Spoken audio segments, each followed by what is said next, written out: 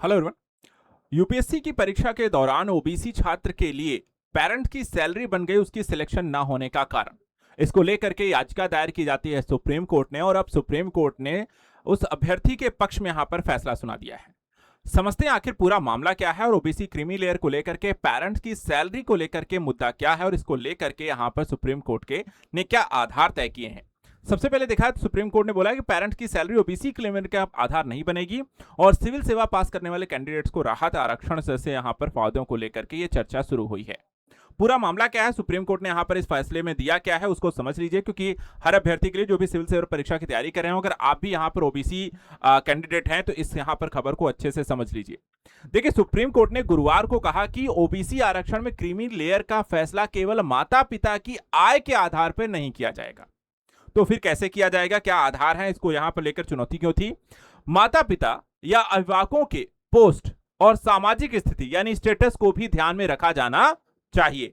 इन चीजों को आधार बना करके ही यहां पर आपको इस तरह के क्रीमी लेयर की चीजें क्लियर करनी है। अब यहां पर कहा गया है कि अगर सरकारी कर्मचारियों के बच्चे और प्राइवेट या पीएसयू कर्मचारियों के बच्चों को अलग अलग तरीके से आरक्षण दिया गया है तो यह भी एक अनुचित भेदभाव है। कहने का मतलब यह है कि ओबीसी वर्ग का कोई भी छात्र है या उसके पेरेंट्स है, कोई सरकारी नौकरी में है और कोई प्राइवेट नौकरी में है या पीएसयू कंपनी में है, तो यहां पर किसी को आरक्षण आप दे रहे हैं और किसी को नहीं दे रहे हैं, तो यह भी ओबीसी वर्ग के साथ यहां पर छात्र के साथ आप भेदभाव कर रहे हैं, और इसको यहां पर नहीं किया जाना चाहिए था। साथ ही यहां पर देखा जाए तो जो इस मामले की सुनवाई कर रहे थे जस्टिस पीएस नरसिम्हा और जस्टिस आर महादेवन की बेंच के द्वारा यह फैसला दिया गया है, जिसमें कोर्ट ने केंद्र सरकार की अपील को खारिज कर दिया है। दिल्ली, मद्रास और केरल हाईकोर्ट के फैसले को सही माना गया है। ठीक है, कई अलग अलग हाईकोर्ट के द्वारा यह फैसला दिया गया था, उस फाइनली सुप्रीम कोर्ट ने भी उस पर मुहर लगाई है। और कोर्ट ने कहा क्या है कि यूपीएससी का कैंडिडेट्स को हम राहत दे रहे हैं।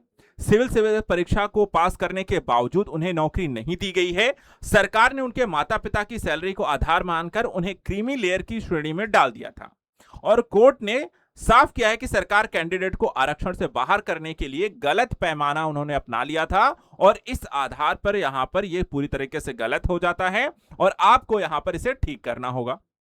अब यहां पर यह भी आपको बता दें सरकार ने क्या पैमाना माना था और किस आधार पर यह क्रीमी लेयर का नहीं दिया था, या यूपीएससी की परीक्षा पास करने के बावजूद भी यहां पर उनका सिलेक्शन नहीं हुआ। अब यहां पे देखिए हुआ क्या था, पूरा विवाद क्या था। कैंडिडेट्स माता पिता के पब्लिक सेक्टर्स यानी कि पीएसयू जैसे कि बैंक हो गई, इसी तरह के संस्थानों में काम करते थे, जिस कैंडिडेट्स के साथ ये हुआ है। इन कुछ कैंडिडेट्स ने सेंट्रल एडमिनिस्ट्रेटिव ट्रिब्यूनल यानी कि कैट में याचिका दायर की।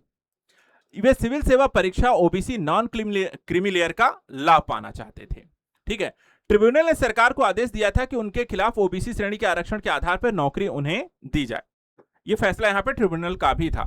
ठीक है, केंद्र सरकार ने कहा कि 1993 का ऑफिस मेमोरेंडम एक बनाया था। ठीक है, उस ऑफिस मेमोरेंडम में क्या था, ये बताया गया था कि ओबीसी में क्रीमी लेयर कौन होगा। उसे कहा गया था कि वेतन और कृषि आय को आय सीमा तय करने में शामिल नहीं किया गया था। दो चीजों को, वेतन को और कृषि आय को, ये आधार बनाया गया था, इसकी आय सीमा शामिल नहीं किया जाएगा और इस आधार पे भी क्रीमी लेयर वाला सिस्टम हम नहीं अपनाएंगे। लेकिन फिर क्या किया, करीब 10 साल बाद 14 अक्टूबर 2014 के स्पष्टीकरण में पीएसयू निजी क्षेत्र के कर्मचारियों के वेतन आय को शामिल करने की बात की गई थी। ठीक है, 1993 में कोई नियम बनाया, 2004 में उसमें थोड़ा सा परिवर्तन कर दिया, और उसी आधार पर सरकार ने यह स्पष्टीकरण पत्र का सहारा लिया था और कैंडिडेट्स के माता पिता को सैलरी से जोड़ दिया, और कैंडिडेट्स को आरक्षण का फायदा यहां पर नहीं मिला था, और यही पूरा मामला था। अब ऐसी स्थिति में सुप्रीम कोर्ट ने क्या कहा, आगे यहां पर इसे नौकरी मिलेंगी, जिन अभ्यर्थियों ने इसे पास किया है या नहीं मिलेगी, उसको लेकर के सुप्रीम कोर्ट ने यह भी यहां पर स्पष्ट कर दिया है कि 2004 का जो मुख्य पत्र यहां पर सरकार की तरफ से यहां पर अपनाया गया था, वो सरकारी कर्मचारियों और पीएसयू कर्मचारियों के बीच एक तरीके का भेदभाव करता है, और ऐसा नहीं होना चाहिए। अगर सरकारी कर्मचारियों के बच्चों को पद के आधार पर छूट मिलती है, तो फिर पीएसयू कर्मचारियों के बच्चों को भी केवल सैलरी के आधार पर आरक्षण से बाहर करना समानता के अधिकार का यहां पर देखा जाए तो उल्लंघन होगा। इसलिए यहां पर जो अभ्यर्थियों ने इस परीक्षा को पास किया है, तो सरकार यहां पर कोर्ट उन्हें आदेश देती है कि 6 महीने के भीतर इन कैंडिडेट्स के दावों को फिर से विचार किया जाए और कोर्ट यह भी कहा है कि अगर जरूरी हो तो इन कैंडिडेट्स को नौकरी देने के लिए आप अलग से पदों का सृजन भी करें। तो ओबीसी क्रीमी लेयर को लेकर के सुप्रीम कोर्ट का यह फैसला आय के आधार पर पीएसयू सरकारी कर्मचारियों के मध्य माता पिता की सैलरी के आधार पर आप भेदभाव नहीं करेंगे, उन्हें एक समान रूप से ट्रीट करेंगे और ऐसा कोई भी नियम यहां पर लागू नहीं किया जाएगा। तो एक बड़ा फैसला है यहाँ पर, और साथ खासकर देखा है तो ओबीसी वर्ग के अभ्यर्थियों के लिए एक बड़ी राहत भी है। और जो भी यहाँ पे बच्चे हैं यूपीएससी के आप प्रिपरेशन अगर कर रहे हैं तो इस फैसले का आप सभी के लिए यहाँ पर बहुत इम्पैक्टफुल भी रहेगा। साथ ही ऐसे अभ्यर्थी जो यूपीएससी एग्जाम की प्रिपरेशन कर रहे हैं उनके लिए भी ये बता दें कि यूपीएससी से संबंधित सभी प्रकार की तैयारियां करनी हो, करंट अफेयर्स पढ़ना हो या फिर जीएस से लेकर के फाउंडेशन, प्रीलिम्स और इंटरव्यू की तैयारी करनी हो, चैनल को सब्सक्राइब करिए और हमारे साथ जुड़िए। आज के लिए यहाँ पर फिलहाल इतना ही। Thank you so much and good luck.